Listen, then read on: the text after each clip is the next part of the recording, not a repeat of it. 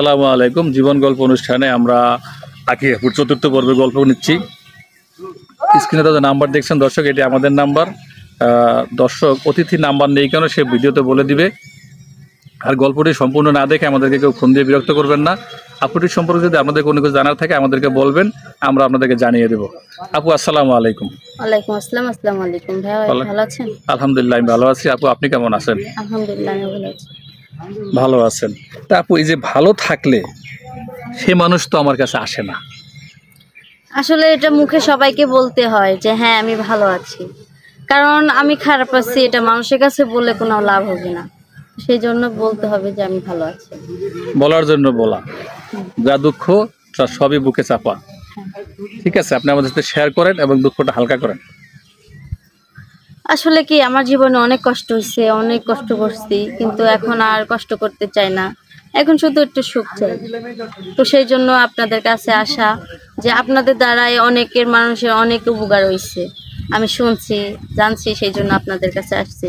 তো আপনারা আমার একটা এমন কিছু করে দেন যে ভালো একটা মনের মানুষ, আমি চাই যে তাদেরকে যদি মানে ভালো একটা মনের মানুষ যদি আপনি আমাকে দিতে পারেন তো আমি অনেক খুশি হব।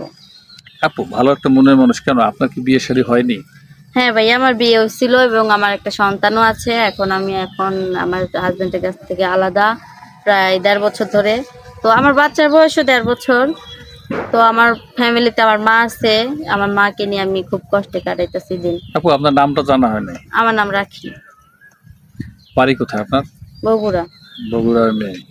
বগুড়ার বিখ্যাত আলু, বিখ্যাত মরিচ, বিখ্যাত দই, সবকিছু বগুড়ার মানুষের জন্য। বিএনপি নেত্রীর বাড়িও বগুড়া। যাই হোক, এখন আপু আপনি আমাদের এই মিডিয়া আসছেন, আমরা ভিডিও করতে পারি, দর্শক আপনার কথা পছন্দ করলে আপনি একজন ভালো মানুষ পেতে পারেন, এটা আমরা গ্যারান্টি দিতে পারি না। কিন্তু আমার প্রশ্ন হলো যে স্বামীর সাথে কেন ডিভোর্স হলো? আসলে কেন ডিভোর্স হলো এটা তো বলতে গেলে মনে করেন যে আমার হাজবেন্ড অনেক ভালো ছিল এবং অনেক খারাপও ছিল। তো মনে করেন সে বাজে নেশা ছিল, আর তার মধ্যে সে এখন অন্যজনকে বিয়ে করে সংসার করতেছে। তো তার জন্য আমি আর নতুন করে কিছু বলতে চাই না।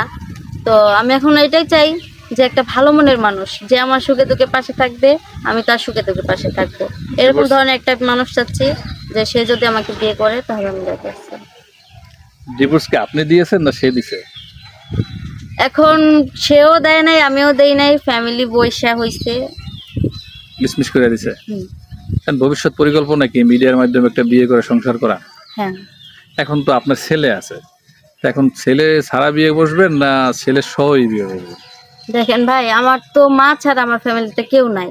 যে কেউ যদি আমাকে বলে যে হ্যাঁ আপনাকে পছন্দ হয়েছে, আপনাকে আমি বিয়ে করব আপনার বাচ্চা ছাড়া, তো এটা যদি কেউ বলে তাহলে তো আমি পারবো না, কারণ আমার ফ্যামিলিতে কেউ নাই। এখন আমার মা অসুস্থ, বয়স হয়ে গেছে, হায়াত মতের জিন্দেগি, কে কখন যাবে দুনিয়া ছেড়ে কেউ বলতে পারে না।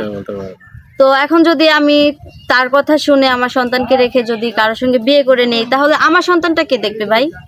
সেই জন্য আমি চাই যে আমার সন্তানকে যে মেনে নিবে আমি তার সঙ্গে বিয়ে করবো। দর্শক একটা জিনিস খেয়াল করবেন, যেহেতু ওর বয়স 1.5 বছর, ও কিন্তু দুনিয়ার কিছুই বুঝবে না। যে বিয়ে করবেন সেই তাকেই ও বাবা ডাকবে, এটা একটা সুবিধা আছে। যেহেতু বাচ্চাটি বড় না, ও কিছুই বুঝতে পারবে না। আর আপুটি অনেক সুন্দর। আসলে প্রত্যেকটা মানুষের জীবনে গল্প থাকে, এই আপুর জীবনে এরকমই একটা গল্প, দুঃখের গল্প। কেউ চায় না ইচ্ছা করে সংসার ভাঙতে, তারপরও সংসার ভেঙে যায়। তা আপু আপনার সাথে যোগাযোগ করবে কিভাবে, আপনার নাম্বারটা একটু বলবেন? আসলে আমার তো ফোন নাই। আমার হাজবেন্ড যখন ছিল তখন আমি ফোন চালাইতাম, এখন আমার হাজবেন্ড নাই, আর আমার ফ্যামিলিতেও কেউ নাই যে কারোর সঙ্গে কথা বলতে হবে, এরকম ধরনের কেউ নাই, সেই জন্য আমি ফোন ব্যবহার করি না। তো যদি কেউ যোগাযোগ এইভাবে বলে যে ভাই ফোন ব্যবহার করবো কেমনে, আমি এই ফোন ব্যবহার করলে কোনো না কোনো নাম্বার নিয়ে যায়, দুষ্ট পোলাপান খালি ডিস্টার্ব করে, এই ডিস্টার্ব করার কারণে আমি ফোন চালাই না। বলো।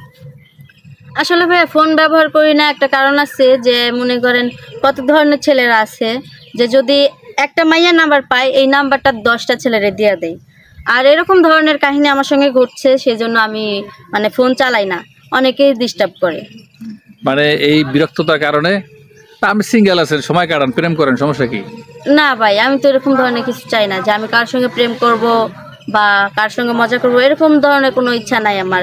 আমার ইচ্ছা আছে যে আমার একটা সন্তান আছে, আর আমার মা এখন তো হায়াতমতে জিন্দেগি বললামই, সে তো যদি চলে যায় তো আমার সন্তান আর আমি এই ফ্যামিলিতে আছি। আর এখানে যদি আমাকে যদি কেউ পছন্দ করে থাকে, কেউ যদি বিয়ে করে, তো আমি তাকে নিয়ে সংসার করব, আমার বাচ্চাকে আর তাকে নিয়ে। আমি এটাই চাই, আর কিছুই না। কারোর সঙ্গে প্রেম প্রীতিও করতে চাই না, কারোর সঙ্গে কিছু করতেও চাই না। লোকটার বয়স কেমন চান?